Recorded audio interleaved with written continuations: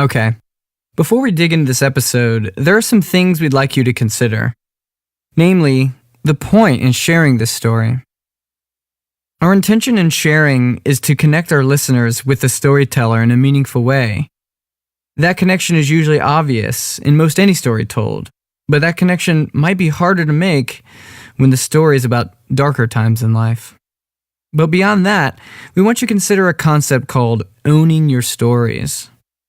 Sometimes stories like the one you'll hear in this episode can own us in a way, and we can end up trapped in them and repeating the cycles of pain they cause us when we let them define us. So we might wonder if, when a story is told this way, like in a podcast, does it somehow become more real?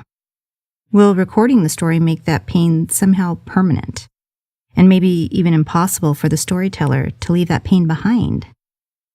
But there's something really cool that happens when you are willing to explore this darkness, and it's why our intrepid storytellers share these stories with us and allow us to share them with you.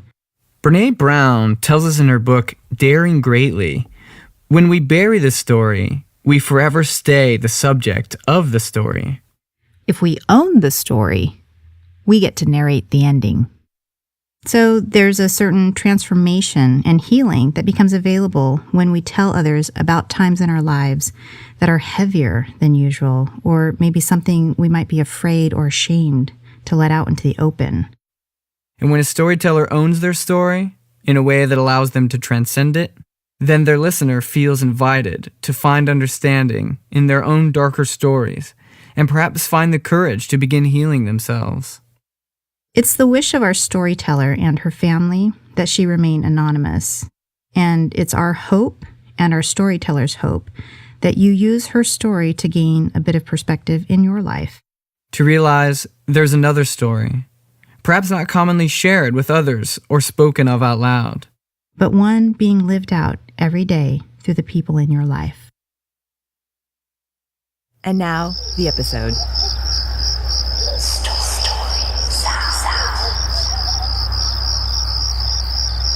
Addiction. Bonding. Part 1. do you have hope that he'll be able to change for good? Yeah.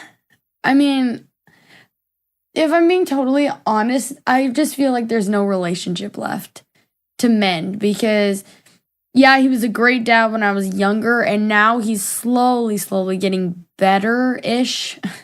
But he was gone in the times of my life that I needed him most. I was growing up, and I needed a fatherly figure, and I didn't have one. So, do I want him to get better for his sake as a human being, and I know what it's like to feel miserable? Then, yeah, it'd be nice for him to get better, but for me, I don't think it would have any benefit because I'm not ready to cross that bridge of recovery.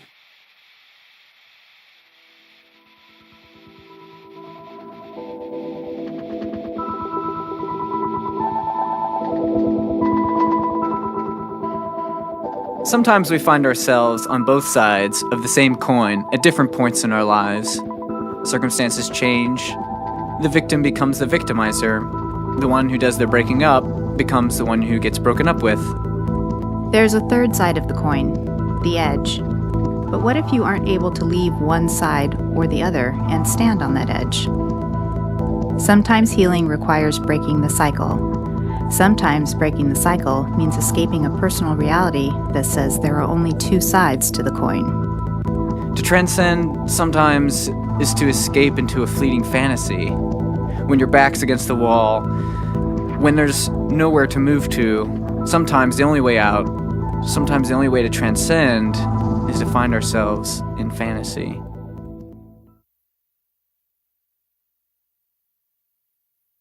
I'm 14 years old in 8th grade. I am obsessed with bands, and I love music, not only listening, but playing it. I've played piano for 8 years, guitar for about a year and a half. I love to read, and I love to go to school. I love my friends. I guess you could say I'm pretty typical for a teenage 14-year-old girl. Yeah, so there's one thing that's not typical, though, about your life.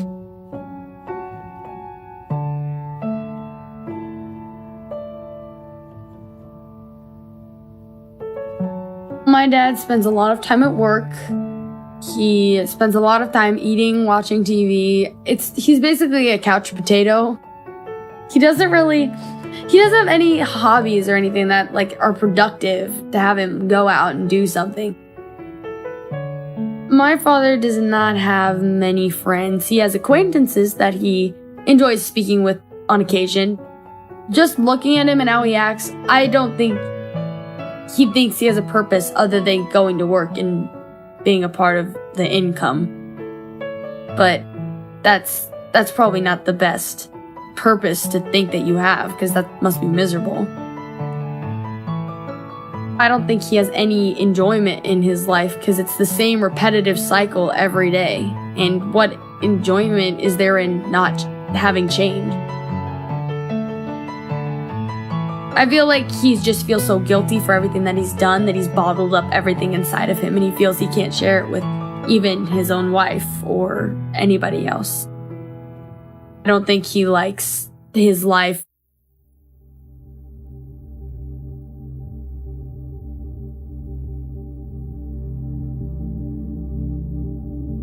When I grew up, I was always a daddy's girl, and we had a really close relationship. He was a really great father, always trying to, make my life fun and enjoyable, and everything was always an adventure with him. When I first started realizing that everything was kind of wrong was when I was about 7 years old or 8. My family is really big on karaoke, and we were having a karaoke party. My brother was in town, and we were just all kind of singing and having a good time. I didn't know this at the time, but pretty much every member of my family had been drinking excessively. Of course, I was young, so I didn't connect alcohol with problems. After the night was over, it was very early in the morning. It was probably like midnight or 1. We had set up a tent in the backyard to sleep in that night. So we all proceeded to go outside and unzip the tent and climb inside.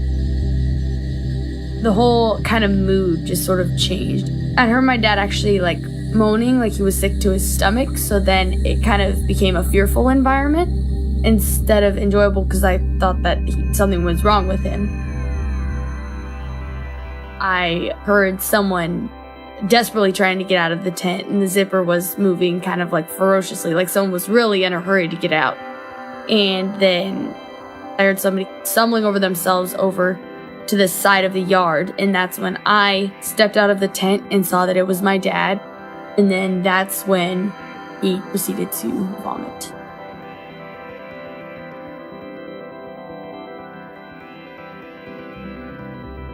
I felt like he was dying because I had never heard a sound that was so unhuman. It just sounded foreign. It was the weirdest sound I've ever heard. And of course I asked him if he was okay, and he said he was fine, but obviously he wasn't fine. From that moment forward, I felt that something was wrong. I kind of associated drinking with this really bad, reaction.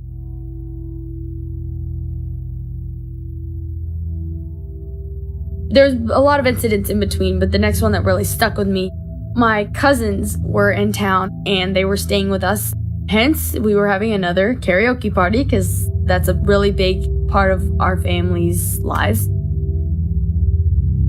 The day had been kind of shaky because I knew my dad had been drinking, and at this point I knew that he had a problem because I was 13 and I understood what was going on more so than when I was 7. Me and my mom and my brother were inside our kitchen, and the kids were outside swimming in the pool. And I think when it comes to him, when he drinks, everything almost gets louder and just amplifies, which really agitates him. My brother and I were sitting at the kitchen table, and my mom and my dad were standing on the other side of the table. And we were all just discussing karaoke, and my mom made a suggestion to not do karaoke that night because she knew he had been excessively drinking and she didn't want anything bad to happen. I got really nervous myself because I knew that her confronting him like that wasn't going to result in anything good, because I knew his emotions and reactions to things like that.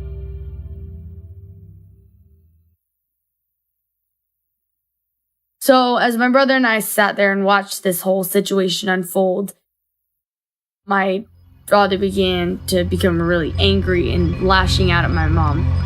Not physically, but saying things like, you can't tell me what to do, and I can do whatever I want, and you never listen to me, and you're so annoying, and just things like that. At that point, I had gotten out of my chair and curled up with my back against the wall in the corner, and I just remember shaking in fear, like with my hands over my mouth, just sobbing because I couldn't believe that he would yell at her this abusively. My brother was looking at me in shock, and they proceeded to get more aggravated at each other. My dad was, of course, louder than my mom. He was yelling, and she felt the need to remove herself from the situation because she didn't want to be the enemy in the situation as well and start lashing out at him. So she went to walk away, and my dad grabbed her by the throat with his right hand, and not hard enough to choke her, but grabbed her forcefully and told her to stay and not leave because she needed to hear what he had to say.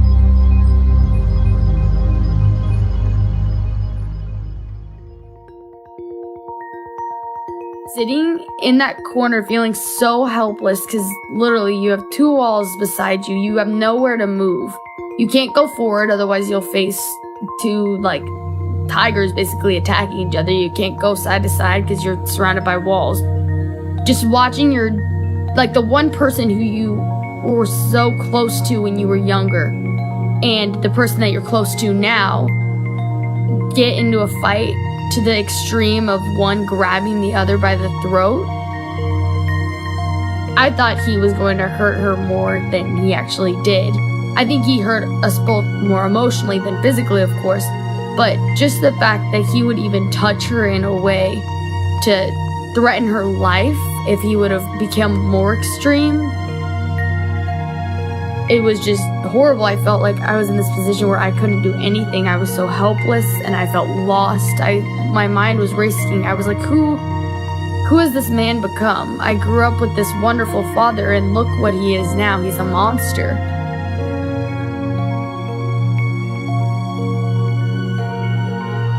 He then proceeded to look at me and tell my mom that the reason I was so emotional was her fault, and she was the one who made me cry.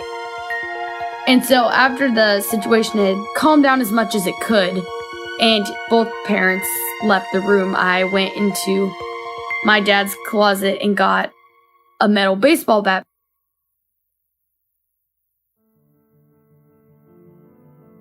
My grandma would always tell me, if I ever got to the point where I just wanted to scream and hurt someone or something, that just get something and hit it against a tree, because a tree isn't going to have any emotional damage because it's a tree.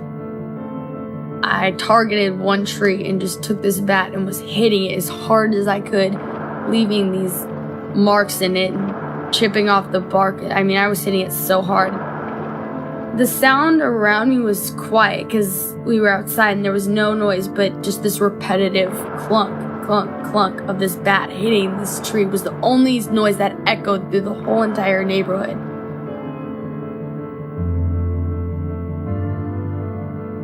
I felt like my mind was just so empty because there was so much that was going on that I couldn't focus on anything except for this one repetitive clunk. I just proceeded to hit it as hard as I could, and I pretended that tree was my dad. I wanted to give him the same level of pain physically that he had given me and my family emotionally. So I just, in my mind, said, this tree is your dad. Show him how upset you are. My arms were aching. I was sweating. After about 15, 20, 30 minutes even of hitting the tree, there was a big gaping hole in the side of it that's there to this day. And I kind of think of that as almost like I scarred it for life. That hole in that tree is never going to go away because I hit it so many times, so continuously with this such powerful amount of force that scar is never going to leave. And And I feel like that's kind of what my father did to me, is he never stopped. He kept figuratively hitting me in the heart with this bat, and until there was a big gaping hole.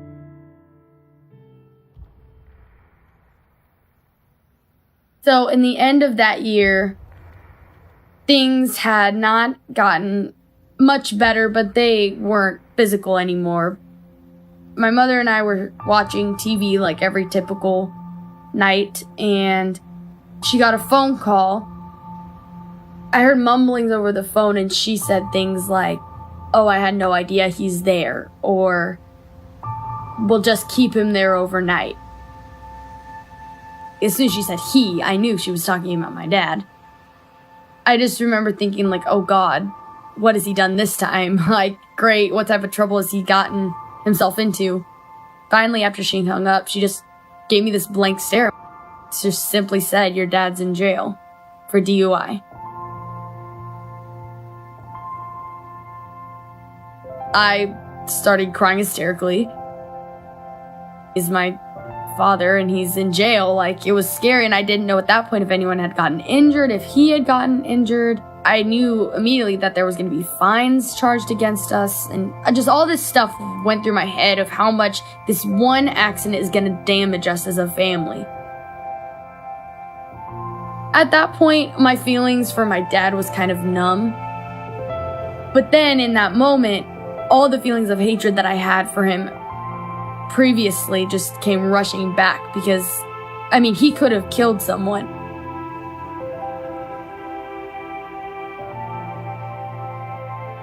Luckily, there was no one else involved in the accident, but he could have easily ended the life of another person. And I remember just thinking to myself, like, I hope he stays in jail forever, or I hope he stays in jail and his bail is so high that, like, we can't get him out. I just remember thinking, I don't care anymore. I don't even want to try to put up with his crap anymore. I just want him gone.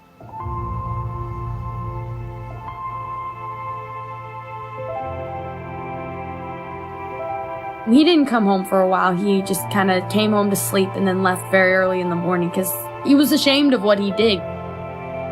It got me thinking, what did I ever do wrong?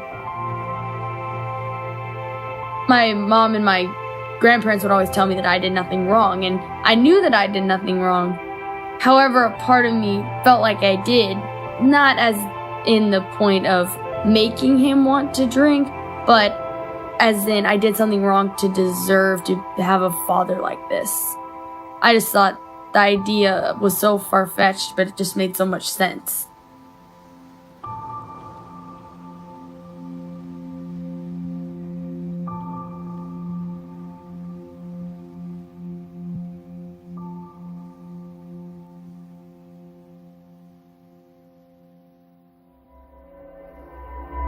One night, he came home really drunk.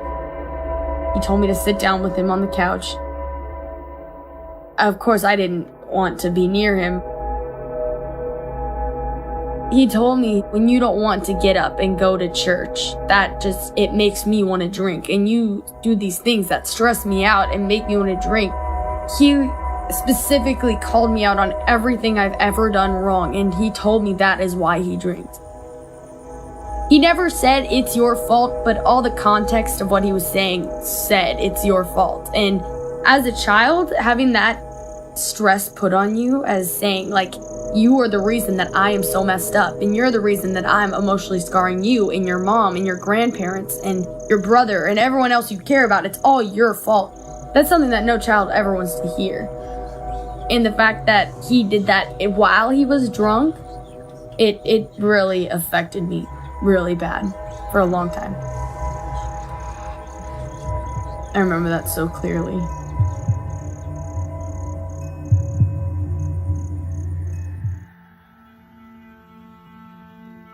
Because I was so emotionally distraught, I would, as a little 5th, 6th grader, I would just want to talk about these depressing subjects that no kid wants to talk about. Kids at that age want to talk about having fun and going out and playing in the backyard, but I never wanted to talk about that. I wanted to talk about my feelings and this horrible aching I had inside of me. But of course, at that age, nobody wanted to talk about that with me. my idea of being a friend was totally absurd to everybody else, so they would always push me away. Even when I tried to have fun, it was never, I just could never enjoy myself because there was just this big cloud always looming over my head. And I think people saw that, and they probably saw me as a Debbie Downer, even though I never tried to be that way. That's unfortunately what I was. And then I would get really attached to people because I had this main figure in my life leave after I thought that person could never leave.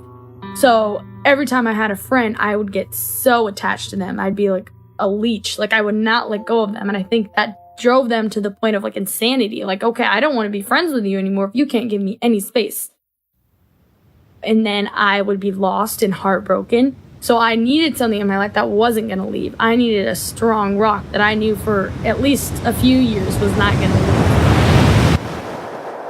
That's when I turned to bands. That's when I turned to bands. That's when I turned to bands. That's when I turned to bands. That's when I turned to bands. That's when I turned to bands.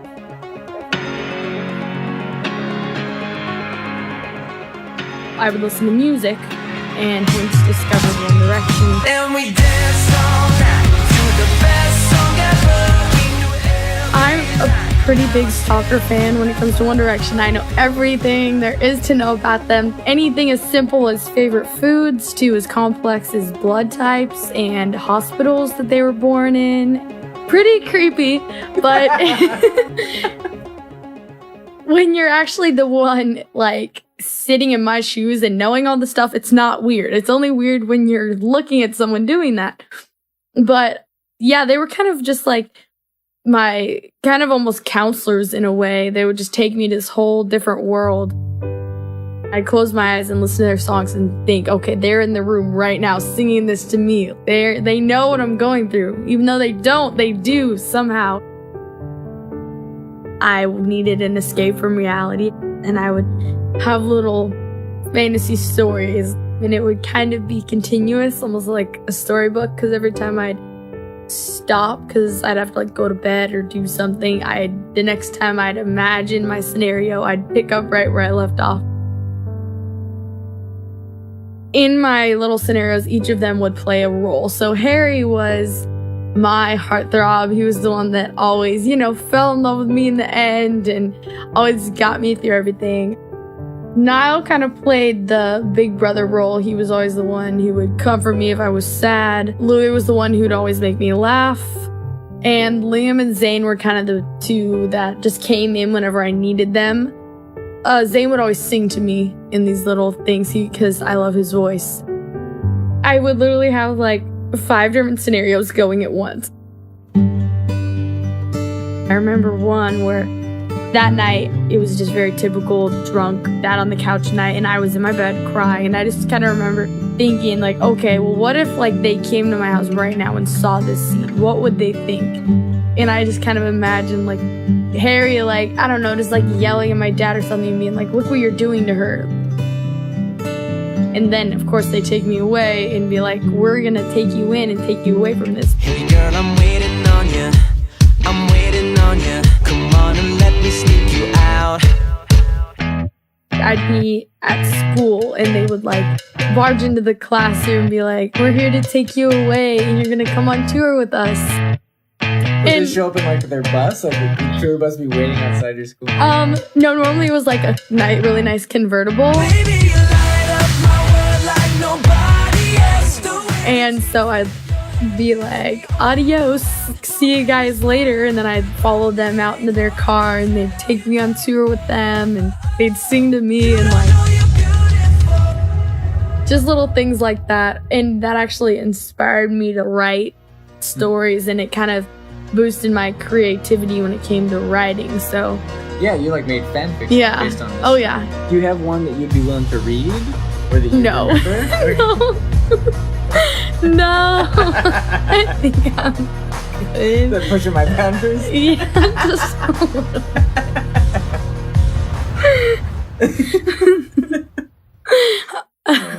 You probably would be you'd read it and be what the heck is this crap? This is B-grade romance crap. Yeah. Funny.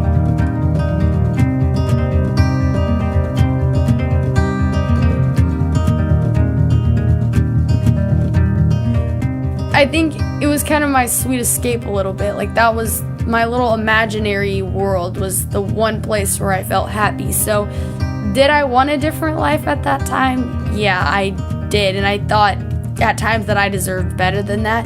But looking back, it has made me a stronger person. A while back in health class, I had to give a speech on a choice of addiction, and I chose alcoholism, of course. And it benefited me a lot because I got to research this disease. It kind of gave me a new perspective on everything, that yes, it was his choice to drink, but at the same time, there was something off in his brain, so it wasn't his choice. So it just gave me a whole new perspective on everything that had happened for the past 6, 7, 8 years.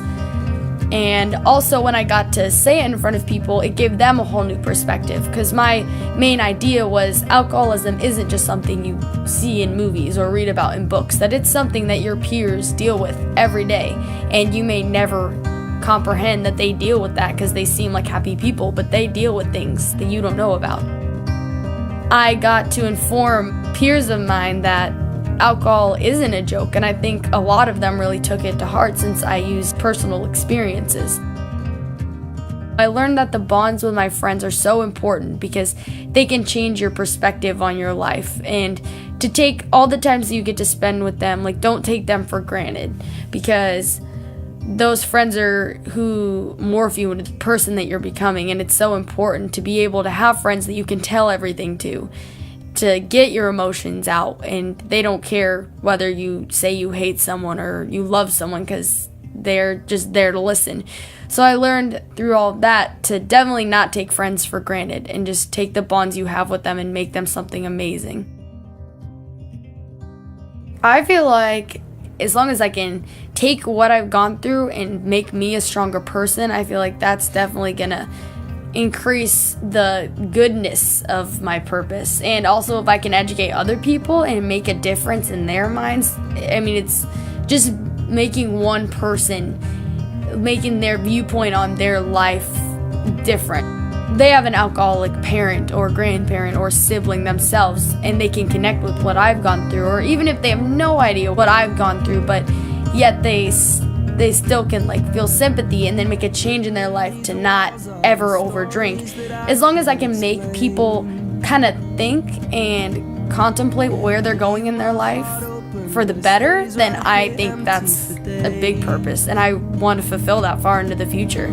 The story of my life, I take her home, I drive all night to keep her warm in time. It's frozen.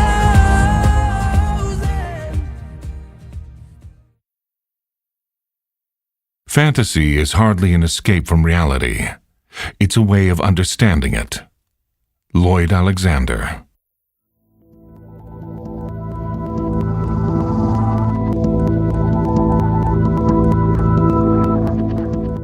Who in your life might be waiting for you to cross that bridge? What stands in your way? This is the first part of a 3-part series on addiction. A journey that will take us through 3 perspectives on a cycle that spins through many lives, slicing through our closest bonds. In part 2, we hear from Johan Hari, author of Chasing the Scream. One of the things I really learned is that almost everything we think we know about this subject is wrong. Drugs aren't what we think they are. Addiction isn't what we think it is.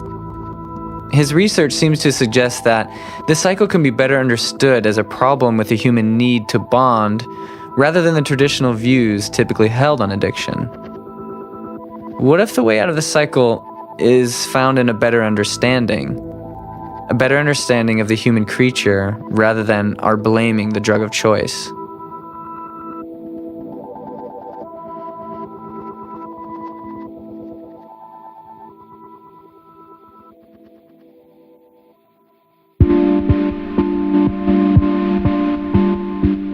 Today's music includes DJ Rob H, Johan Troch, 1KA, Blue Dot Sessions, and Yoruma, performed by The Storyteller. Special thanks to One Direction for helping the storyteller out through the hard times. Generous support for this episode was provided by Sam A. Mowry, whose voice talents can be heard across the world via the internet. Sam also directs the Willamette Radio Workshop, dedicated to the creation and preservation of the fine art of radio storytelling. Find out more about Sam at voiceofsam.com and check out the workshop's fantastic recreations of radio theater and reimaginings of classic radio programs at radiowork.com. Storied Sounds is a production of the In-Story Creatives. From professional level editing to social media marketing, In-Story provides a full suite of services to make your podcast great. Whether you're a new podcast just getting started or ready to take your podcast to NPR quality, In-Story can help. For a way better podcast, check them out at instorycreatives.com.